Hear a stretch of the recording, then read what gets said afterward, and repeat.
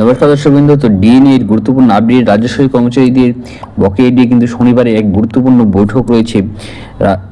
সরকারি কর্মচারী সংগঠনের 4টি কর্মচারী সংগঠন রয়েছে, তাদের সঙ্গে কিন্তু শুভেন্দু অধিকারী বৈঠক রয়েছে। সেই থেকে কিন্তু ডিএটি, যেটা কাঙ্ক্ষিত ডিএ, বহুদিন ধরে রাজ্য সরকারি কর্মচারীদের একটা ন্যায্য অধিকার, তা নিয়ে কিন্তু গুরুত্বপূর্ণ বৈঠক রয়েছে। এবং সেই বৈঠকের থেকে কিন্তু শুভেন্দু অধিকারী মহাশয় ডিএ ঘোষণা করার সম্ভাবনা প্রবল রয়েছে, যেটা বিশেষ সূত্রে আমরা খবর পেয়েছি। তো আপনাদের ডিএটি কিন্তু খুব শীঘ্রই এই শনিবারের মিটিংয়ে ক্লিয়ার করে দেওয়া হবে, এটাই কিন্তু জানানো হচ্ছে। শনিবারের মিটিং থেকে কিন্তু সেই সিল মোহর পড়তে চলেছে এবং 1.5 সপ্তাহের মধ্যে যে সত্তর পে কমিশন, সেটাও নিয়ে কিন্তু গুরুত্বপূর্ণ মিটিং 30 মে সকাল 10:30টার মধ্যে কিন্তু মহার্ঘভাতা নিয়ে গুরুত্বপূর্ণ বৈঠক শুভেন্দু অধিকারী মহাশয় কিন্তু করতে চলেছেন। জানা যাচ্ছে যে একই শুভেন্দু অধিকারীর বৈঠকের দিন সংগ্রামী যৌথ মঞ্চের confederation of state government employees এবং ইউনিটি ফোরাম এবং সরকারি কর্মচারী পরিষদ অর্থাৎ বিজেপি প্রায় 12টি জন সদস্য থাকবেন এই প্রতিনিধি দলে।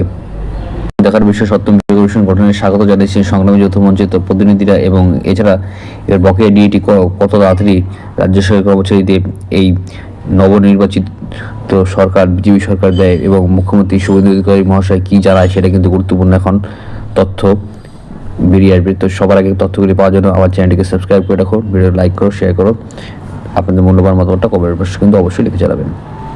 তো জয় হিন্দ, বন্দে মাতরম। ধন্যবাদ ভিডিওটি দেখার জন্য। কিছু কিছু বই আমি রিকমেন্ড করে দিচ্ছি। এখানে আমার সুন্দর সুন্দর গল্পের বইগুলো রয়েছে। রবীন্দ্রনাথ, শরৎচন্দ্র চট্টোপাধ্যায় এবং অন্যান্য মহাকবি যেগুলো বাংলার মহাকবিগুলো রয়েছেন, তাদের কিন্তু সুন্দর সুন্দর কিন্তু আমি সেই বইগুলো দিয়ে দিচ্ছি। আপনারা লিঙ্কে ক্লিক করে বইগুলো কিনে পড়তে পারেন। ধন্যবাদ।